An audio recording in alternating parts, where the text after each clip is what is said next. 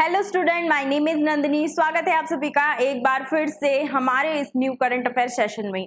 आज के सेशन में हम बात करेंगे अमेरिकी थिंक टैंक की एक चेतावनी के बारे में। ये चेतावनी किसके लिए है, क्यों दी जा रही है, इसके पीछे क्या कारण है, इस पर भी आज के सेशन में हम चर्चा करेंगे। उससे पहले मेरी आपसे एक छोटी सी रिक्वेस्ट है, अगर आप हमारे चैनल पर नए हैं तो चैनल को सब्सक्राइब कर लीजिए और वीडियो को लाइक करना ना भूलें, क्योंकि जितने लोग भी हमारी वीडियोस देखते हैं उसमें से केवल 5% लोग ही हमारे चैनल को सब्सक्राइब करते हैं। तो चलिए स्टार्ट करते हैं।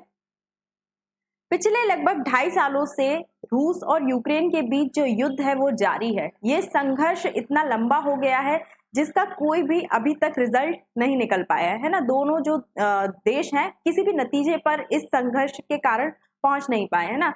और दोनों में से कोई भी देश पीछे हटने के लिए तैयार नहीं है। जब भी आप वर्ल्ड न्यूज सर्च करेंगे तो आपको टॉप स्टोरीज में जो रूस और यूक्रेन की जो वॉर है उससे संबंधित जो भी घटनाक्रम है, किसने किस पर हमला किया, कौन किस पर हावी हो रहा है, कभी रूस हावी हो जाता है, कभी यूक्रेन हावी हो जाता है, कभी रूस आगे निकल जाता है यूक्रेन से, है ना। तो ये सारी चीजें आपको सोशल मीडिया पर, न्यूज प्लेटफॉर्म पर देखने को मिलेंगी। इस वॉर के बीच ही कभी कभी ये भी न्यूज आती है कि जो रूस है वो सहायता ले रहा है चीन या जो दक्षिण कोरिया है, ये दोनों मिलकर रूस की सहायता कर रहे हैं। अलग अलग प्रकार के जो वेपन्स हैं वो रूस को प्रोवाइड कर रहे हैं ताकि वो इस युद्ध में जीत पाए और इस युद्ध में वो आगे बढ़त बना पाए यूक्रेन के खिलाफ, है ना। साथ ही ये भी कहा जा रहा है कि चीन और दक्षिण कोरिया ने रूस को न्यूक्लियर वेपन भी दिए हैं। इसीलिए अमेरिका और जो पश्चिमी देश हैं उन्हें न्यूक्लियर हमले का खतरा सता रहा है। कहां पर? इनको लगता है कि जो हिंद प्रशांत क्षेत्र है वहां पर इस युद्ध के कारण, रशिया यूक्रेन युद्ध के कारण हिंद प्रशांत क्षेत्र में परमाणु हमला हो सकता है। और जिस प्रकार जो यूक्रेन है हाल ही के टाइम में उसने इस युद्ध में बढ़त बनाई है, बहुत सारे रूस के जो क्षेत्र हैं उन पर कब्जा कर लिया है। आपने अभी न्यूज सुनी होगी, रिसेंटली ये न्यूज आई थी कि यूक्रेन की जो आर्मी है उसने भी घुसपैठ की है रूस पर, है ना। तो जिस प्रकार से जो यूक्रेन है रूस पर हावी हो रहा है, उससे लगता है कि रूस आने वाले टाइम में अपने न्यूक्लियर वेपन्स का उपयोग कर सकता है। इसी कारण जो पश्चिमी देश हैं और अमेरिका है ना, इनकी जो चिंताएं हैं वो दिन प्रतिदिन बढ़ती जा रही हैं।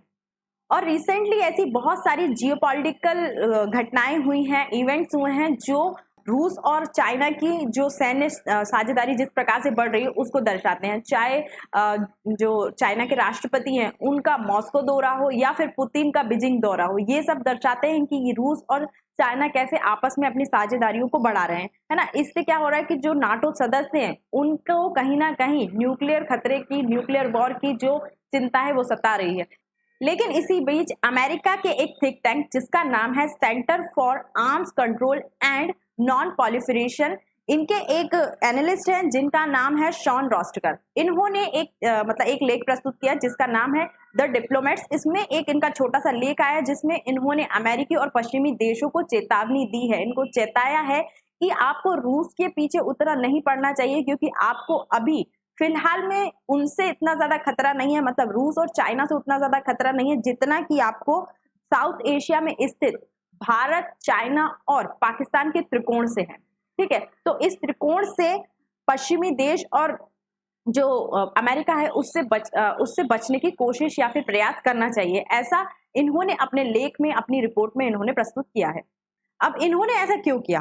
क्योंकि अगर हम बात करें ये जो दक्षिण एशिया के देश हैं, हमारा देश भारत, पाकिस्तान हो या चाइना हो, तो भारत का चाइना के साथ भी बॉर्डर डिस्प्यूट चल रहा है, क्योंकि गलवान घाटी में जिस प्रकार से चाइना की ओर से घुसपैठ करने की कोशिश की जा रही है ना, वो किसी से छुपी नहीं है। और जिस प्रकार से चीन हमारे क्षेत्र में घुसपैठ करने की कोशिश करता है, हमारे जो पूर्वी मतलब उत्तर पूर्वी क्षेत्र हैं, अरुणाचल प्रदेश है, उस पर दावा करता है ना। तो इससे क्या होता है कि भारत और चाइना के बीच बॉर्डर डिस्प्यूट बढ़ जाता है, बहुत सारी अनबने होती हैं, तनाव बढ़ता है, दोनों के संबंध भी इस बीच अभी ठीक नहीं चल रहे हैं, क्योंकि गलवान इंसिडेंट जो बहुत टाइम से चला आ रहा है उसका अभी तक कोई रिजल्ट नहीं निकला है ना। इधर पाकिस्तान है, पाकिस्तान भी भारत को किसी ना किसी प्रकार से परेशान करने की कोशिश करता रहता है, चाहे वो भारत में आतंकवाद फैलाना हो या जम्मू कश्मीर का मुद्दा हो या फिर चाइना के कहने पर भारत के खिलाफ साजिश करना हो, ऐसा पाकिस्तान के द्वारा भी किया जा सकता है ना। तो ये जो त्रिकोण है ना, भारत, पाकिस्तान और चाइना, ये जो त्रिकोण है, इन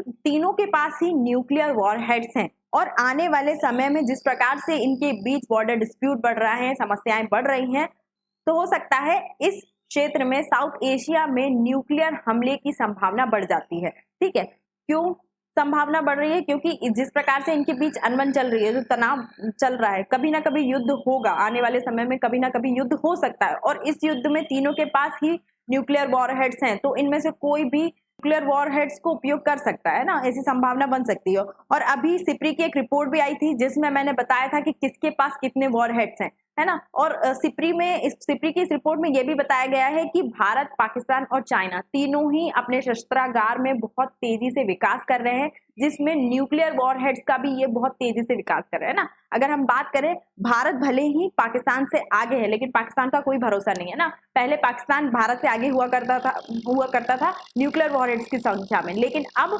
भारत पाकिस्तान से आगे है। साथ ही अगर हम बात करें नंबर्स की, कितना किसके पास है, तो पाकिस्तान के पास फिलहाल अभी 170 है और अगर इंडिया की बात करें तो 172 न्यूक्लियर वॉरहेड्स हैं, है ना। अगर हम वही चाइना की बात करें तो चाइना के पास लगभग 500 के आसपास 2024 में वॉरहेड्स उसके पास हैं, है ना। तो ये जो वॉरहेड्स की संख्या है आने वाले समय में और भी बढ़ सकती है, ऐसा सिप्री का मानना है। तो जितना भी तनाव इन देशों के बीच बढ़ेगा, जितना भी संघर्ष इन देशों के बीच बढ़ेगा, भारत, पाकिस्तान और चाइना के बीच, उतना ही जो न्यूक्लियर हमले की संभावना है साउथ एशिया में वो बढ़ती जाएगी। ठीक है, तो ये था आज का सेशन। आई होप आपको ये वीडियो पसंद आई होगी। अगर आपको ये वीडियो अच्छी लगी है तो चैनल को सब्सक्राइब कर लीजिए और वीडियो को लाइक करना ना भूलें, क्योंकि जितने लोग भी हमारी वीडियोस देखते हैं उसमें से केवल 5% लोग ही हमारे चैनल को सब्सक्राइब करते हैं, है ना। तो लाइक जरूर कीजिए और अगर आपको ये वीडियो अच्छी लगी है तो अपने दोस्तों को भी रिफर कीजिए कि वो ये वीडियो देखें। ठीक है, और अधिक जानकारी के लिए आप हमारे व्हाट्सएप ग्रुप या टेलीग्राम ग्रुप से जुड़ सकते हैं। इससे पहली वाली बहुत अच्छी वीडियो मैंने अच्छे टॉपिक्स पर बना के रखी है, आप चाहें तो प्लेलिस्ट में जाकर वो भी देख सकते हैं। Thank you.